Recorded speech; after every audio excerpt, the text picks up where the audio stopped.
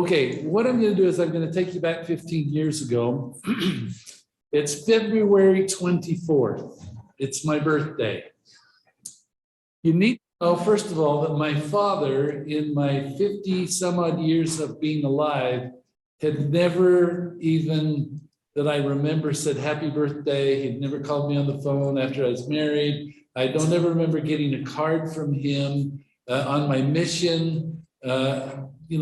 My dad just wasn't that kind of a guy. He was a wonderful, wonderful man, but he wasn't one that was really, into birthdays and Christmases and those sorts of things. And anyway, it's 6:30 in the morning, February 24th. It's a Saturday. And I look at the phone because the phone starts to ring. I look over, I'm laying in bed, and I look over, and the caller ID on my caller ID was my dad. And I answered the phone, and I said, "Good morning, Dad." And I expected him to say something like, "Kent, I'm trying to do better as a dad. I'm taking over what your mom used to do, and I'm here to wish you a happy birthday." Now, I want you all to put your minds into therapy mode for a minute, okay? I want you to be the therapist. He says to me, "Kent, I need you to marry me and your mom." Thinking, oh dear, Dad's lost it. Dad's gone off the deep end. And I say to Dad, I said, "Dad, you and Mom were married 7 years.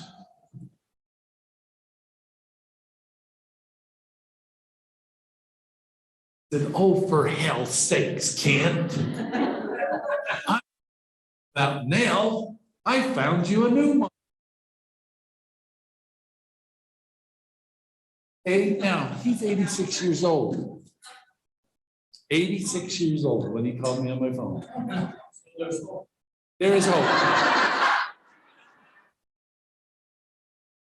There's hope for some of you. Buddy, I'm looking at you. I'm not so sure there's hope.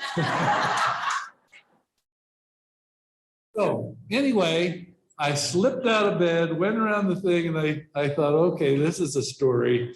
So I went and I said to Dad, I said, "Dad, when did you decide to get married?" He says, "Well, I asked her to marry me last night, and she said yes." And I said, "Dad, who are you dating?" "Oh, you know who she is. You dated 2 of her daughters." Okay. And if you know Kendra Sue Tucker, Kendra Sue Reese, she's running around. She's the little short gal that's really organized the building and organized your food and all of that stuff. She's my sister from a different mister. Okay. It was her mother. Okay. And I had dated the 2 older daughters, not Kendra. I didn't date Kendra, but I dated her 2 older sisters. Okay. And I knew who she was. And I said, "Well, Dad, how long have you and Nedra," and that's her name, Nedra's her name. And I said, "How long have you 2 been dating?" "Oh, we had our second date last night." And I said, "Well, Dad, don't you think you're moving a little fast?"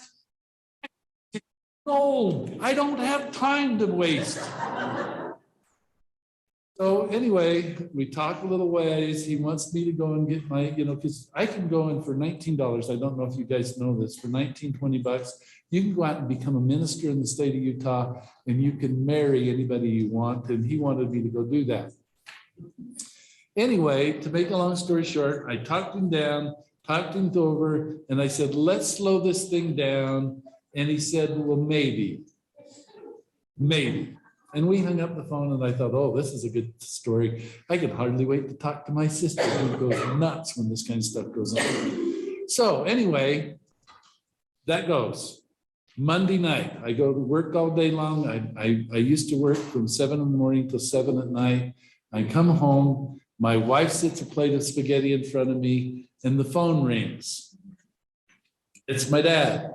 My wife looks at the phone, she shows it to me, and she hands me the phone. She won't even answer it. And it's my dad, and my dad's on the other line. He says, "Kent, what are you doing?" And I said, "Dad, I just sat down to dinner." "Well, put the plate in your lap and get up here and give me a blessing." I says, "Are you sick?" "Oh, I'm not sick, but if you don't get up here and give me a blessing, I'll never be able to hold a temple recommend again." Let that sink in a little bit, would you? 86, 84. And for the first time in my life, and I had been a singles board bishop for 6 years, I gave a man a blessing that he would be able to bridle his passions. And then I gave his fiance a blessing that she would bridle her passions and that together they would move forward and not make big mistakes. My pure little 22-year-old son was with me.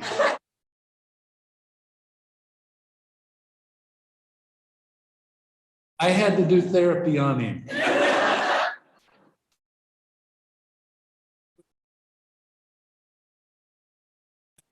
I want you to go down the road with me 3 more weeks because we were only able to talk them into postponing for a month. Okay? Because of who me and Susan are, we invited their family and all of my family together, and we had a great big meal at our house, and we played games, and we reconnected because the Tuckers and the Allens, you know, we'd been years and years, and so we were sitting there and we're having a good time at this party we're having for them. And we started laughing and giggling because, see, my dad can't drive at night. And Nedra was blind, legally blind. She couldn't drive at all. And we were making fun about who was going to have to drive them on their honeymoon.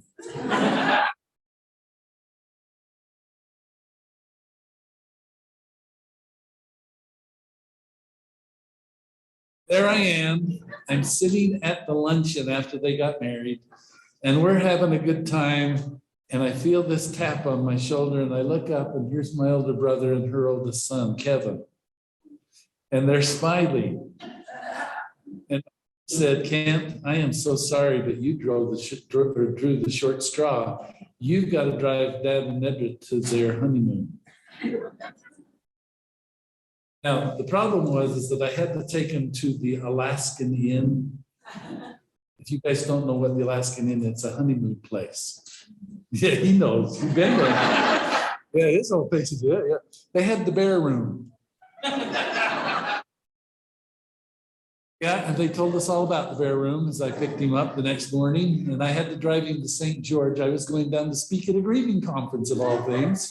Okay. And I picked him up. And I drove to St. George, and just on the other side of Beaver, I had had enough. Now, you need to understand I am a therapist, and I have heard everything and anything that you can imagine in life. There are things in my brain, folks, that you do not want in your brain. I had to stop on the other side of Beaver. I pulled off the side of the road, and I said to them as I turned around, because my wife was driving in the car above us, I said, knock it off. Dad, if I see your hand go someplace at one more time, you're getting out and you're walking. And I made her get out of the car and come sit in the front with me. Okay, there is hope for some of them. Now, the reason that I'm telling that story is because what I'm going to share with you, you do not want to follow the same format that my father followed. You do not want follow the same format that Nedra followed. And even though they had the best years of life together, you need to understand is that they had a big chance of blowing everything apart. And I'm going to tell you that if you follow the advice that I give you, even you old guys, I'm looking at you. You know who I'm looking at. If you follow the formula I'm giving you, what I promise you is you won't have as many troubles, you won't have as many problems. But I've got to give you some red flags. And then what I want to do is I want to flip it so that you do things the right way and you go down that road. So here's the red flags. You ready? They're written on your thing. So if you don't want to take notes, that's great. If you do want to take notes, that's great too. Okay, red flag number 1 is what we call an individual who comes in and they consume your time. Now, you need to understand, folks, that you guys have been in the desert. Do you know what I mean by that? I thought you would. You've been there in the desert and you've been wandering around and you haven't had any food and you definitely haven't had any water for a long, long time. And when somebody comes and offers you food and water, guess what I expect that you'll do? Take it. you'll drink it. But what happens with these people who want to consume your time is they come in and they literally come in and they want to see you at least a week. They want to be with you every day.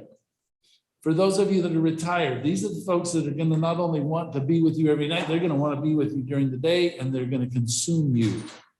And it feels really, really, really, really good because you've got somebody paying attention to you. You've got somebody that's pursuing you, and that feels all nice and warm and wonderful. And so it's a good thing. And then what happens is that they're going and they can't get you every night. And so what they're going to do is they're going to text you all day long. And they're gonna, they just do when you text back and you start flirting back and forth, and it's so fun and it's so exciting. And then every night they're gonna call you around 9:30 or 10. You young folks, you're thinking, well, that is so nice of them to call me after the kids are in bed.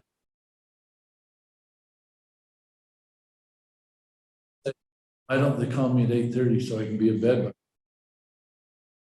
So they will start calling you then. The reason that they're calling you late, folks, and doing that at night is not because they're wanting to talk to you later at night. They're doing that to see if you're on a date. Because you see, if you're on a date, and this is one of the don'ts later on, you shouldn't be somebody, you shouldn't be answering a phone call from somebody else if you're on a date with somebody. And what they're doing is they're checking it out to see if you are on a date, because if you're on a date, you're not going to answer them. And then the next time you see them, they're going to say something like, I tried to call you a couple of times last night, and I was just really hoping then that it's going to make you feel all inside, and they're going to start to guilt you and shame you. Does that make any sense? Okay. These are individuals now who are pushing, and they're pushing for more and more and more and more time. And then the next thing that starts to happen is they push you to become physical very quickly into the relationship. Now, I know that you young folks do not live in my day. Okay, in my day, we took things a little bit slower. We might get a hug the first date. We might hold their hand by the second or third date. We wouldn't even think about kissing them till after the third or fourth or fifth or sixth or seventh date. Okay, now I know that you young folks, you move faster than that. And that's perfectly okay. But they're going to push you not only to hug and squeeze and kiss and to make out, but they're going to push you into petting, and they're going to push you into sexual activities. Because guess what? If I get you to have sex with me, then you're going to feel so bad, and you're not going to go anywhere else, and you're going to think that I love you and that you mean something to me. Now, they're just doing to get you hooked. Now, the next thing they start to do is they're getting you to become more physical and that sort of thing. Then they're starting to push out your family. They're pushing out your kids. They're pushing out your grandkids if you are there. They're pushing out your friends. They're pushing out your neighbors. And what they're doing now is they're consuming your time. And now for you older folks, the grandpas and grandmas, all of a sudden realize that your children have had tons and tons of time with you, and all of a sudden you're not spending any time with us. And they're going to go and say, hey, Dad, oh, I've been spending some time with Margaret. Well, who's Margaret? Well, when are you going to bring her around? And they will question you. For you younger folks, it's the same kind of thing. Your friends and your family are going to say, where you been? And well, I'm spending tons of time over here and doing this and doing that. And they're going to start to say, hey, just a minute, I don't know these people. Don't you think you ought to bring them around? Now, in the very, very beginning, these people that you'll be dating will be happy to meet your family. But all of a sudden, what you're going to find after the second or third time that they're invited to do stuff with your family, they are going to go in and have an excuse. Oh, I've got a cough. Okay, I'm not feeling well tonight. Or they're going to say, oh, I'm working late. Or, oh, I've got a flat tire and I can't make it. Please excuse me. And then they will go, and then around 9:30 or so, all of a sudden they're going to pop up and they're going to come over to see you, and there will be a makeout session. Okay, but they're not interested in being around your friends. They're really not interested in being around your family. And then your family's going to start to question you. And because you are who you are, you will go and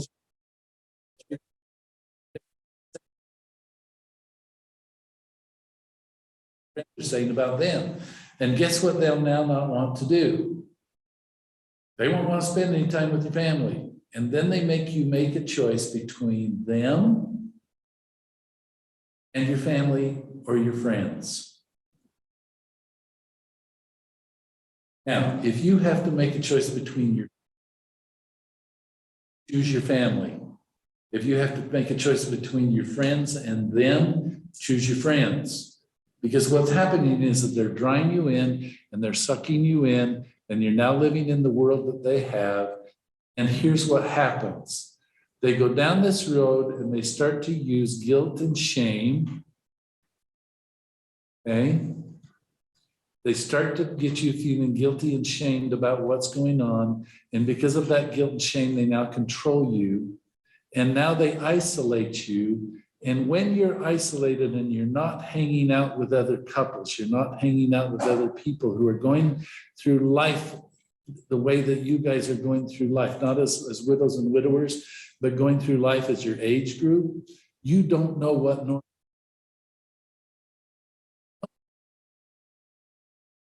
they think. Okay, does all of this make sense? Red flag number one. Please, for those of you that are dating or going to date, take this little sheet home, tack it to the back of the door of your bedroom, and read it every time you go out on a date to see if this is one of them. If you want to go online to check it out, go in and just type in a simple thing, am I dating a narcissist? Okay, and it'll pull up exactly what I'm trying to teach you. And you can read it right online. You want to stay clear. Now, this one here alone, okay, leads me to something that I want all of you to do. All of you have a trust. I want you to go get one. Promise me. You 30s, even if you're in your 20s, I want you to go get a trust, because a trust will protect you. Okay, it'll protect you. And I want every one of you to raise your hand right now. I want you to state your name. I can, that I will, before I get married to anyone, sign a prenup. Okay, now prenups, guys, are not bad things. And they're going to tell you that prenups are not good and they're horrible and they're terrible. But what a prenup does, guys, is it goes in and protects you what you have. And I know that none of you are multi-gazillionaires.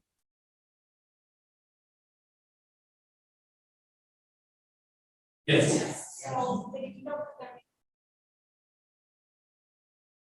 Anything you commingle?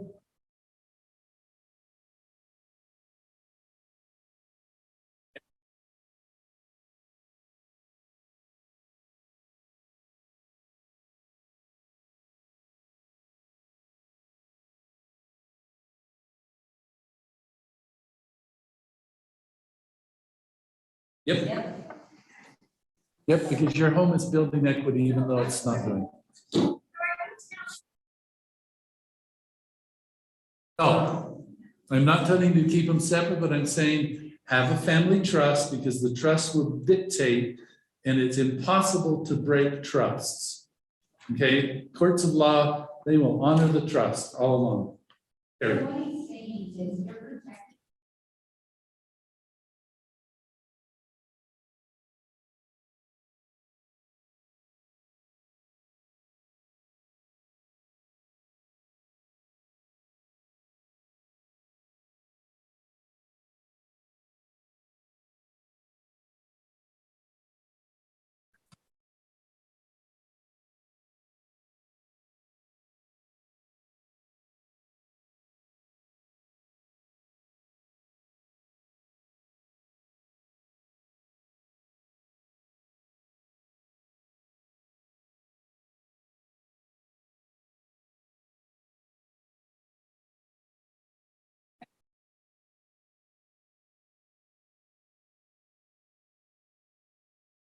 Yes. And they have taken over the.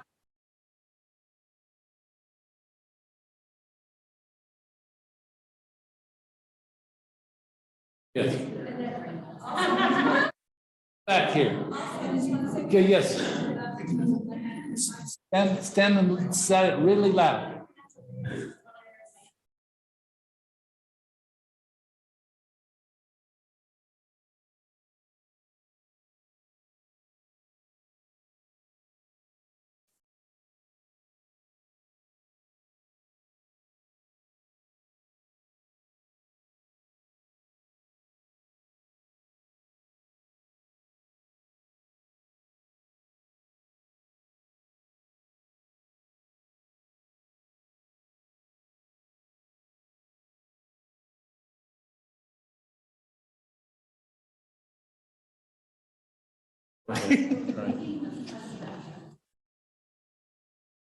Hey, so come on back. We got, because we got.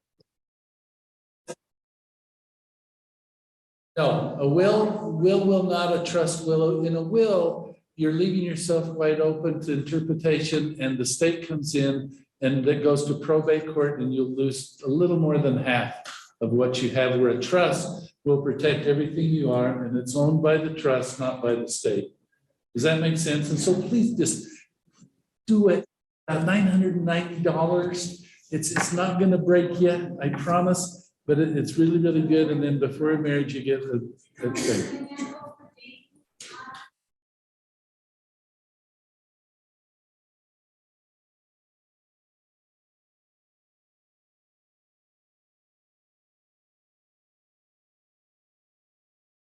Yeah.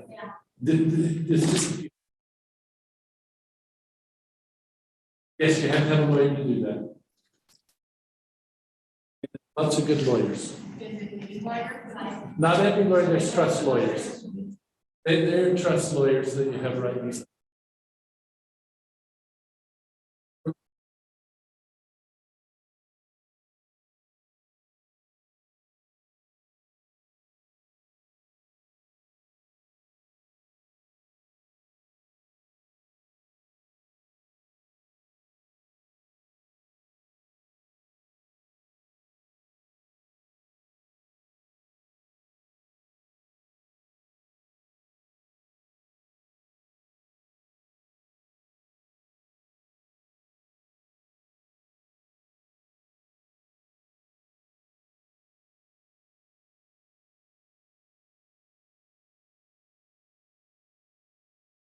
They're very, very, very good thing to have. So promise me you'll go do that, even if you're only 30 years old.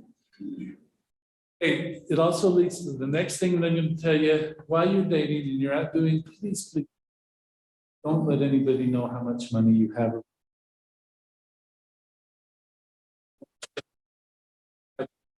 paid off. It's nobody's, it's just no right to do that. And then what I do is that if you do have some money and it's sitting in the bank, that's a good financial advisor, get some, 3 or 4 recommendations. I hope there's no insurance salesman out there that I'm just ticked off. I'm sorry if I did. I'm sorry, I really am. But you go find somebody that's a good, and don't let the people who are in your family, your investors. Don't let your brother-in-law do it. Don't let your sister-in-law do it. Don't let your, those sorts of things. Give it and keep it outside of your family realm. Recently, I had a very, very good friend that she was actually, her husband and her had about 50 acres, and it was worth about $11 million. And her brother-in-law said, let me take care of it. I'll get it sold. And he went into partnerships with the developer. The developer went under and they lost it all. Okay? And that was a big ouch, a big, big ouch. And it's just because he was going in with a shyster. Now, yes, ma'am. So I trust also. Yeah.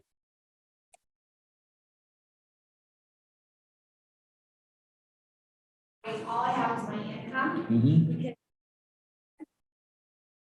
Yes. So I can be very forthright.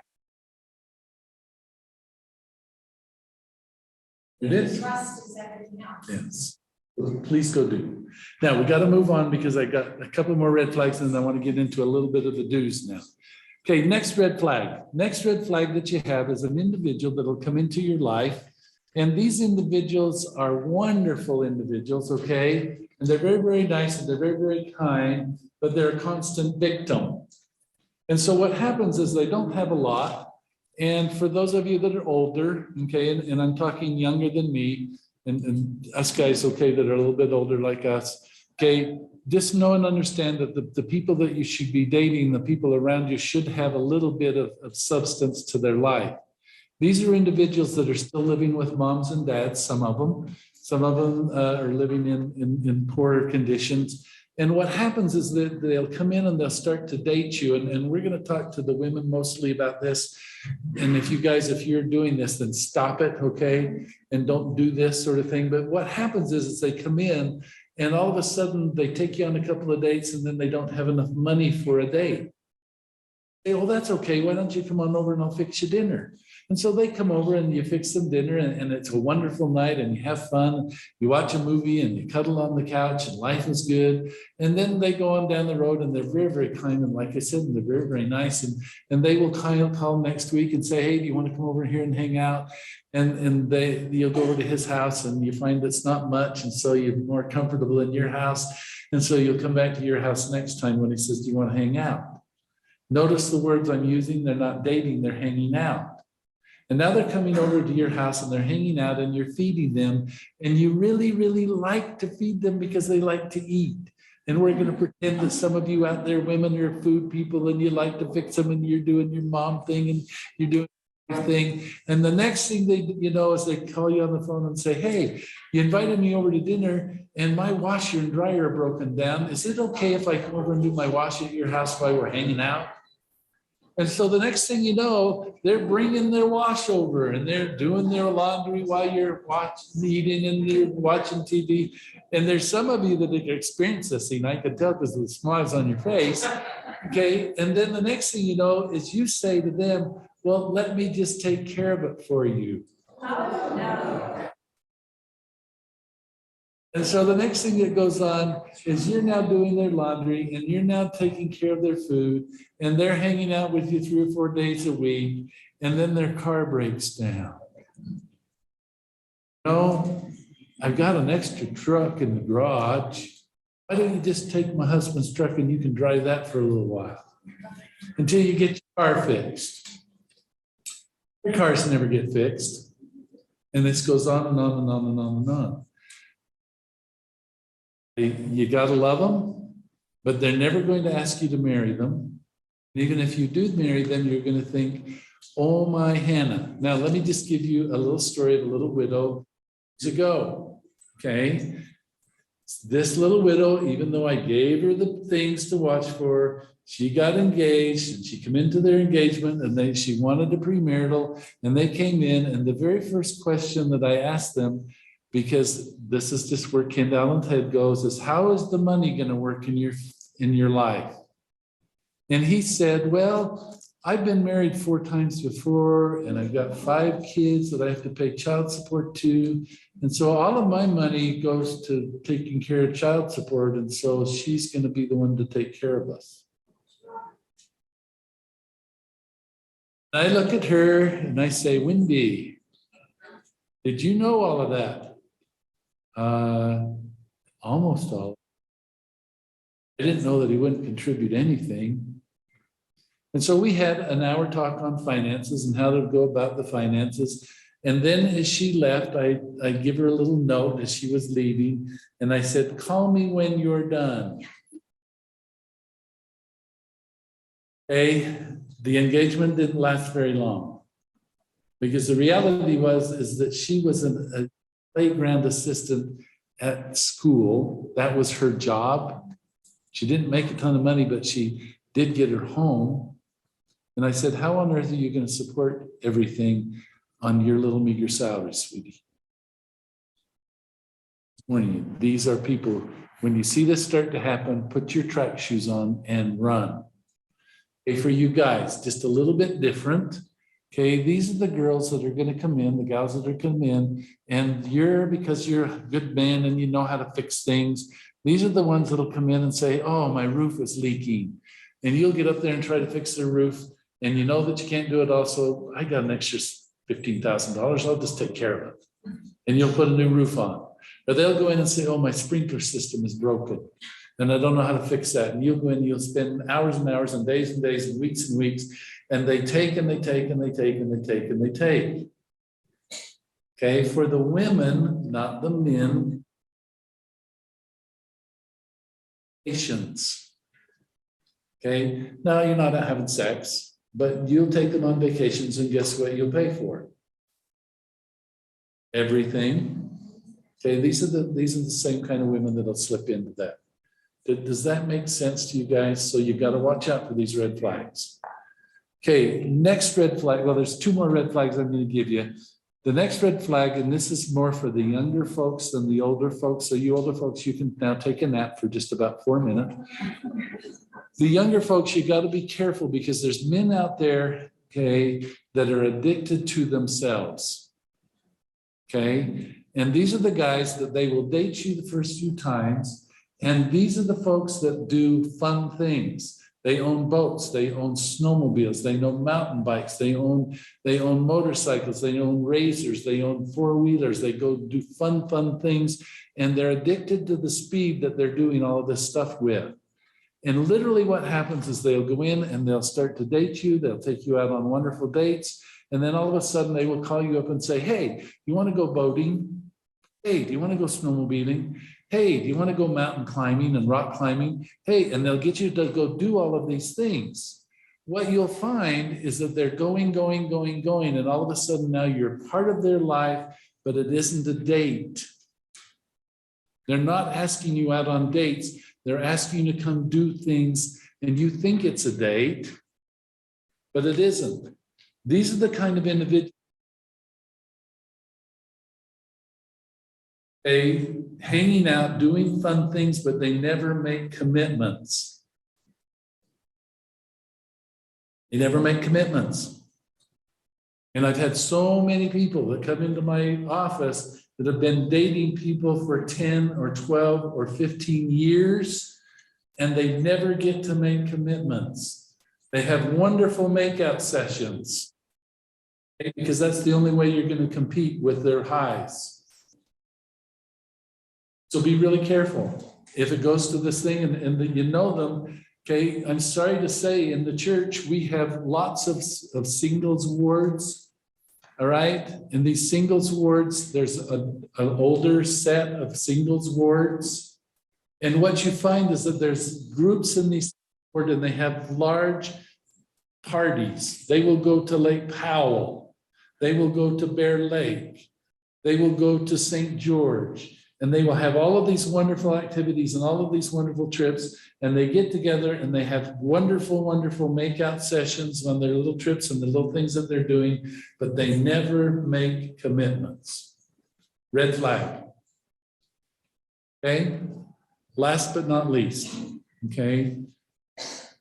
In life, well, let me go back and let me tell you a story. Okay. At 49 years old, my brother-in-law, who was a stake president, became a widower. His wife slipped on some ice going to visit somebody at a hospital when he was the stake president. She slipped on the ice and she broke her ankle.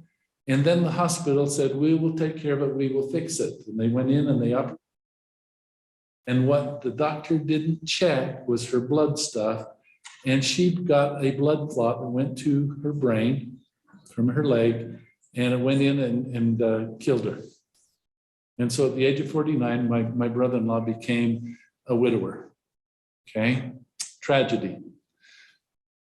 A few months later, we're going down the road about 4 or 5 months later, my brother-in-law opens the door one night to the doorbell ringing, and here's a lady with a giant chocolate, or a giant German chocolate cake. Guess what cake my brother-in-law loved more than any kind of cake? German chocolate. And she said to him, President Buxton, I received a visitation the other night from your wife. And she told me to bring you this beautiful German chocolate cake, and that's how you would know it was from her. Brother-in-law believed her. So he's going down this road, and within 3 weeks, she turned into that first person that I talked about. She consumed his time and everything else. And 3 weeks later, she came to him and said, your wife has given us permission to marry, and it's probably something that we need to start planning for. And 2 weeks later, he bought her a ring and they were engaged. That's when I heard about it. I did. But it was a horrible, terrible, rotten thing. But what I'm saying here is there's individuals out there that they will go in and they will tell you and they will share with you that they've been receiving visitations from your spouse. They've gone to the temple and they've appeared to them. They come to them in their dreams. They come to those things. And what I want to tell you, because see, when this sort of thing happened, I went to the top. Okay, second to the top, not the top. But what happened is that I get to work down at the missionary department, and one day I got on the elevator, and it was 30 in the morning, okay? And Elder Faust was on the elevator with me. I thought, oh, what are you doing here? You belong over in the other building. And he came over and he shared with, well, he just shared with me, and I knew him because I'd visited with him before. And as we're riding up the elevator to the missionary department, I asked him, I said, could you answer a question for me? And I asked him about visitations from angels other than coming from other people other than you. And here's what he told me. He said, you go to that person, okay, who's receiving visitations, somebody that shouldn't be giving visitations. And he said, you tell them to go straight to hell. That's where they're coming from. He says it is Satan that's sending those angels and they're receiving inspiration. He says, if you're to receive inspiration and it's supposed to come from your husband or wife, they will come to you. They will not go to a stranger. They will not appear in the temple. Understand that the prayers and those things, the only one that you can receive or that can receive inspiration for you about who you're supposed to marry is you guys.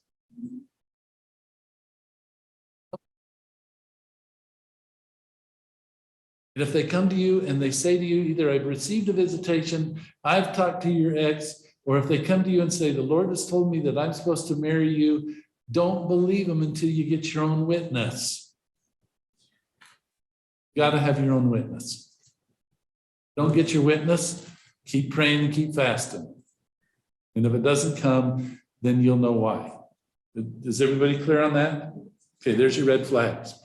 Now, we've got more. What happened to my brother-in-law? He went down the road another 2.5 years.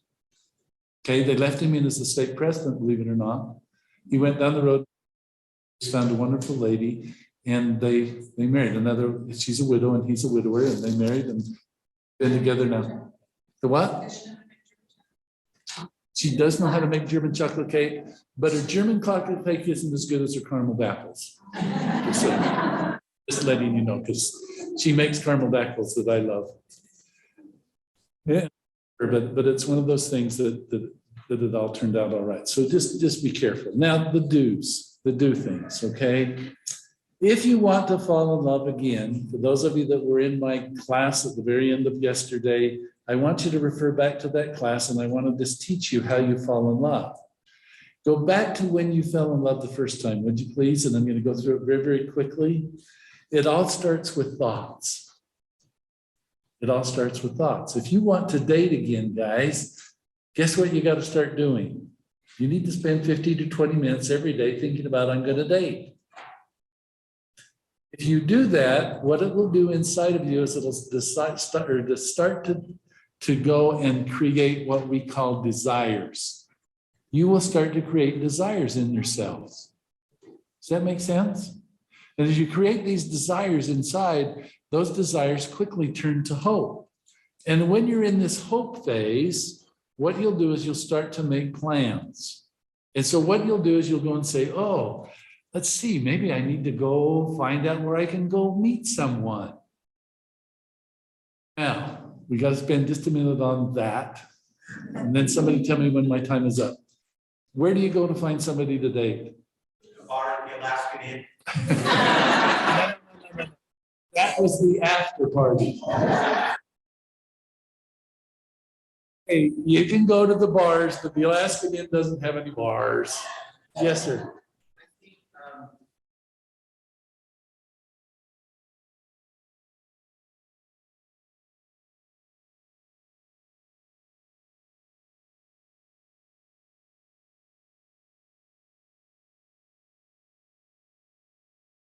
Thank you. Be aware that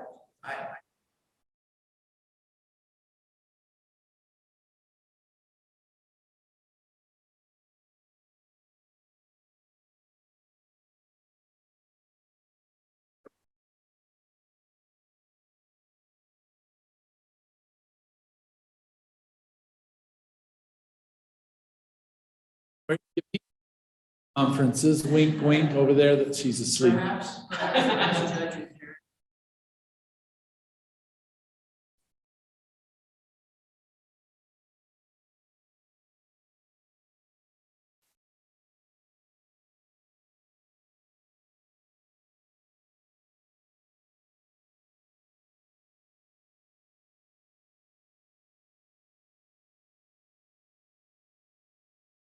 So here's some statistics for you, okay? And what he's saying is true.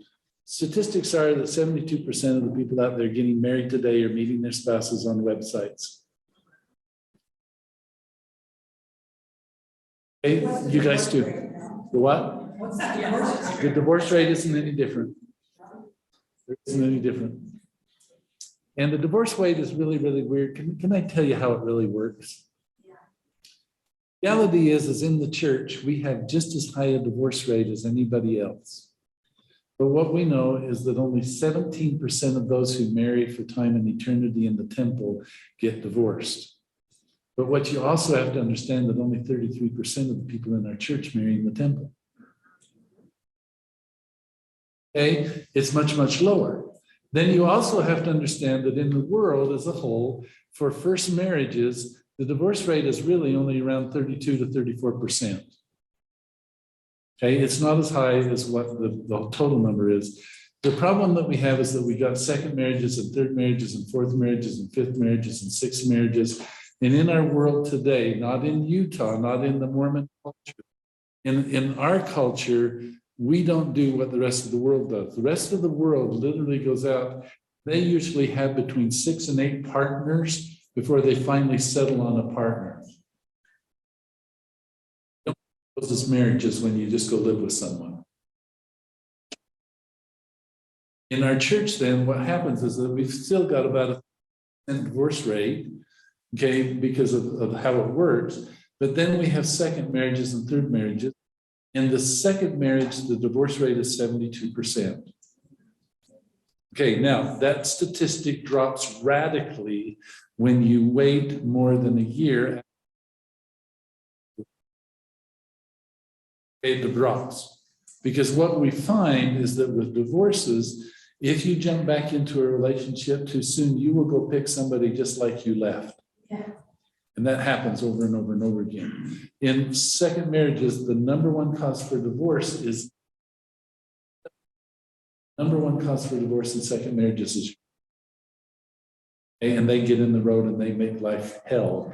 And you get tired of living the hell and having to make choices.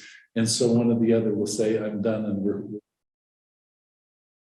So that's why the divorce rate, when we say 54% of the people in states get divorced, it's because of those sorts of statistics.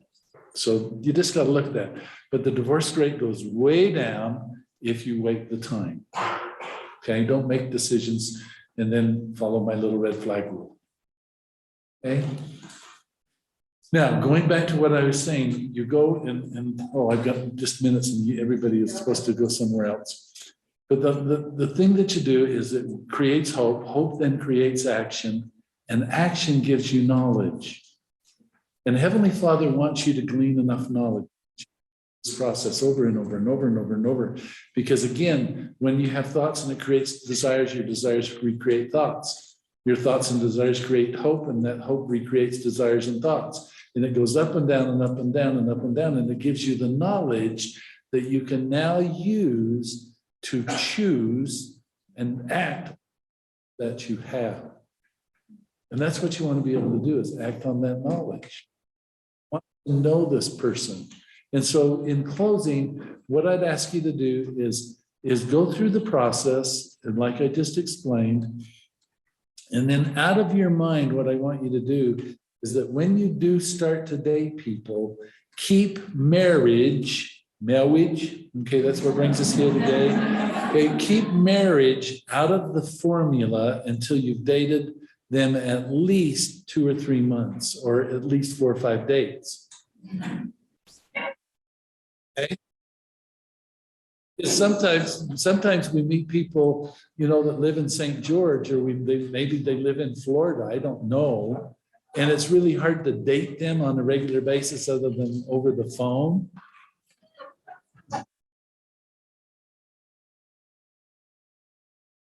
And if I can't pick on you, okay, so you're not going to be able to date as much. But what I'm saying is you keep marriage off the table, because when you do that, you don't go down the slippery slope. And when you don't go down that slippery slope, what you're doing is you're making a best friend.